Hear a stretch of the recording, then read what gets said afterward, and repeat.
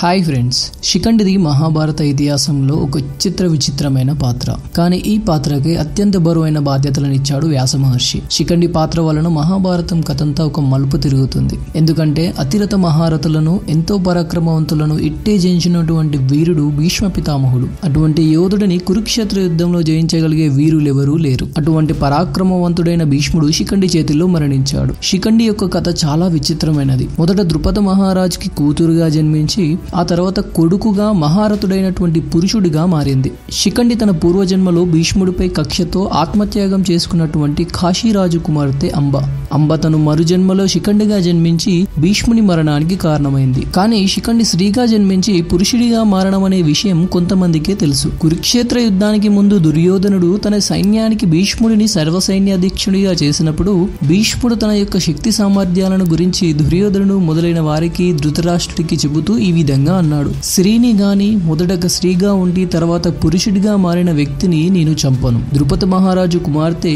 శిఖండి మొదట స్త్రీగా పుట్టి తర్వాత పురుషుడిగా మారింది. అలాంటి వాడు కురుక్షేత్ర యుద్ధంలో నన్ను ఎదిరించి నా మీద బాణాలు వేసినప్పటికీ నేను అతని మీద ఎటువంటి అస్త్రాలను సంధించలేను అని చెప్పాడు. అలా ఎందుకు వెయ్యలేవని దుర్యోధనుడు భీష్ముని ప్రశ్నించగా దానికి సమాధానంగా భీష్ముడు అంబోపాఖ్యానాన్ని వివరించాడు. స్త్రీగా జన్మించిన శిఖండి పురుషత్వాన్ని ఎలా పొందిందో మహాభారతంలో భీష్ముడు వివరించిన శిఖండి జన్మ రహస్యాన్ని ఈ వీడియోలో తెలుసుకుందాం ఫ్రెండ్స్.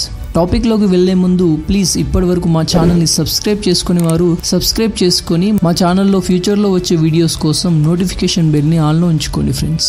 ద్రుపద మహారాజుకి భీష్ముడిపై ఉన్న కోపం కారణంగా అతనిని సంహరించగల కుమారుణ్ణి ప్రసాదించమని శివుని గురించి తపస్సు చేశాడు. శివుడు ప్రత్యక్షమై ద్రుపదుడికి పుట్టబోయే కూతురే పురుషుడిగా మారి భీష్ముడి మరణానికి కారణమవుతుందని అభయమిచ్చాడు. ద్రుపదుడు జరిగిన విషయమంతా తన భార్యకు వివరించాడు. ఆ తర్వాత ఈశ్వరుడు వరమిచ్చినట్లుగానే వారికి ఒక కుమార్తె జన్మించింది. వారు ఆమెకు శిఖండి అని నామకరణం చేసి కుమారుడిగానే పెంచారు. ఆమె యవ్వనవతి కాగానే శివుని వరం వృధా పోదు అని విశ్వసించి ఆమెకు పురుషత్వం రాకముందే ఆమెకు వివాహం చేయాలని నిశ్చయించుకున్నారు. వారు దశార్ణ దేశ రాజైన హేమవర్మ కుమార్తెతో వివాహం జరిపించారు. వివాహం అనంతరం శిఖండి గురించిన రహస్యం తెలుసుకున్న భార్య మౌనంగా ఉండిపోయింది. కానీ ఆమె చెలికత్తె ద్వారా ఈ విషయం తెలుసుకున్న దశార్ణ మహారాజు తనను తన కుమార్తెను మోసం చేసినందుకు తమ రాజ్యం మీదకు దండయాత్రకు వస్తున్నట్లు ద్రుపదునికి దూత ద్వారా తెలియపరిచి తన సేనలతో పాంచాల దేశాన్ని ముట్టడించాడు. శిఖండి తన పురుషత్వం గురించి ఇలా ఈ రెండు దేశాలు యుద్ధం చేసుకోవడం చూసి చాలా సిగ్గుపడింది. అర్ధరాత్రి లేచి అరణ్యంలోకి వెళ్ళింది.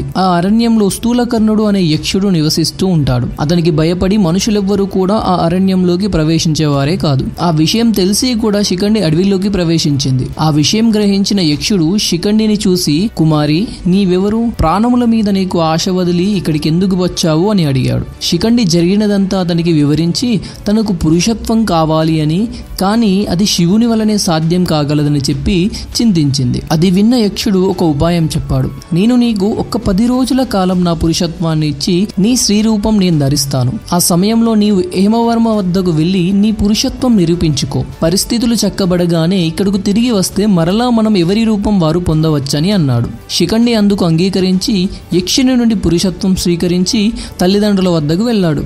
జరిగినది వారికి వివరించగానే వారు సంతోషించి సమస్యకు కనీసం తాత్కాలిక పరిష్కారం లభించిందని తెలుసుకుని హేమవర్మ వద్దకు దూతలను పంపి తన వద్దకు రప్పించి శిఖండి పురుషుడేనని నిరూపించాడు. హేమవర్మ తన తొందరపాటుకు చింతించి ద్రుపదుడికి క్షమాపణ చెప్పాడు. ద్రుపదుడు వారికి విందులు వినోదాలు ఏర్పాటు చేసి వారిని సగౌరవంగా సాగనంపాడు. ఇలా 2 రోజులు గడిచిన తరువాత కుబేరుడు తన విమానంపై విహరిస్తూ యక్షుడైన స్థూలకర్ణుని మందిరానికి వెళ్ళాడు. ఇంతకు స్థూలకర్ణుడు తనను ఆహ్వానించడానికి రాకపోవడంతో కోపించి కిన్నెర్లను కొంతమందికి లోపలికి పంపి స్థూలకర్ణుని విషయం కనుక్కొని రమ్మన్నాడు. కిన్నెర్లు జరిగిన విషయమంతా స్థూలకర్ణుడి ద్వారా తెలుసుకుని కుబేరుని వద్దకు వచ్చి చెప్పారు. దానికి కుబేరుడు శాంతించి అతనిని స్త్రీ రూపంతోనే రమ్మని చెప్పాడు. తన వద్దకు వచ్చిన స్థూలకర్ణునితో జరిగినదేదో జరిగింది, ఇది దైవ సంకల్పం, నీవు ఇక ఇలాగే ఉండు అని అన్నాడు. కానీ స్థూలకర్ణుడు కుబేరుని కాళ్ళపై పడి విమోచన మార్గం చెప్పమని ప్రతిమాలాడు. దానికి కుబేరుడు, స్థూలకర్ణ, దైవ సంకల్పానికి అనుగుణంగా జరిగినది మార్పిడి.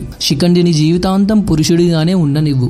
జరగవలసిన ఈశ్వర సంకల్పం నెరవేరగానే శిఖండి మరణిస్తాడు. ఆ తర్వాత నీ పురుష రూపం నీకు వస్తుంది అని చెప్పి కుబేరుడు అలకాపురికి తిరిగి వెళ్లిపోయాడు. శిఖండి మాత్రం తిరిగి స్థూలకర్ణుడి కలుసుకుని తన పురుషత్వాన్ని స్వీకరించి స్త్రీత్వాన్ని తిరిగి ఇవ్వమని అడిగాడు. అప్పుడు స్థూలకర్ణుడు జరిగిందంతా వివరించి ఇది దైవ సంకల్పం కనుక నీవు ఇక పురుషుడిగానే సంచరించవచ్చని చెప్పాడు. శిఖండి పరమ సంతోషం చెంది తన తల్లిదండ్రులకు జరిగినది వివరించాడు. అతడు బ్రాహ్మణులను దేవతలను పూజించి ఎన్నో వ్రతాలను ఆచరించాడు. ద్రోణాచార్యుని వద్దకు వెళ్లి అతని శిష్యునిగా చేరి ద్రోణాచార్యుని వలన విలువిద్యా ప్రావీణ్యాన్ని కూడా పొందాడు. మహాభారత యుద్ధంలో అర్జునుడు శిఖండిని అడ్డు పెట్టుకుని చేసిన యుద్ధము వలన భీష్ముడు అస్త్ర సన్యాసము చేసి అంపశయ్యపై చేరటముతో భీష్ముని చరిత్ర ముగుస్తుంది. శిఖండిగా పుట్టి అంబ తన గత జన్మలో చేసిన శపథాన్ని నెరవేర్చుకుంటుంది. అంబ శిఖండిగా మారడం అనేది భీష్ముని తనువు చాలించడానికే. ఎందుకంటే భీష్ముడు లాంటి పరాక్రమవంతుడిని ఏ రకమైన శస్త్రాలు ఎటువంటి వీరులు సంహరించలేరు. ఇందులో మరో ఆసక్తికరమైన విషయం ఏమిటంటే అంబే శిఖండిగా జన్మించిందని, ఆమె వల్లే తనకు మరణం తథ్యమని భీష్ముడికి కూడా తెలుసు. తనంతట తానుగా కోరుకుంటేనే మరణించే ఇచ్ఛా మరణ వరం పొంది ఉండి కూడా శిఖండిని ఎదురించడానికి గాని మృత్యు నుండి తప్పించుకోవడానికి గాని భీష్మ పితామహుడు ఎటువంటి ప్రయత్నము చేయలేదు. స్వచ్ఛందంగా తన మరణాన్ని స్వాగతించాడు. అంపశయ్యపై ఉన్న భీష్ముడిని చూసి సాక్షాత్తు ఆ శ్రీకృష్ణ భగవానుడే చెలించిపోయాడంటే ఆ మహావీరుడి గొప్పదనం ఏంటో తెలుసుకోవచ్చు. భీష్ముడు పరమపదం చేసిన మాఘశుద్ధ అష్టమి నాటికి భీష్మాష్టమిగాను, మాఘశుద్ధ ఏకాదశిని భీష్మ ఏకాదశిగాను మనం నేటికి ఆచరిస్తూ ఆయనను స్మరిస్తున్నాం. ఆయన ప్రవచించిన విష్ణు సహస్రనామ స్తోత్రం ఇప్పటికీ భాగవతుల రసాగ్రాలపై నర్తిస్తూనే ఉంది. ఆయన దివ్యవాణి విశ్వవ్యాప్తమై ప్రతిధ్వనిస్తూనే ఉంది. విష్ణు సహస్రనామ పఠనం సర్వదుఃఖహరణం సకల శుభకరం. ఈ వీడియో మీకు నచ్చినట్లయితే ప్లీజ్ సబ్స్క్రైబ్ మై ఛానల్.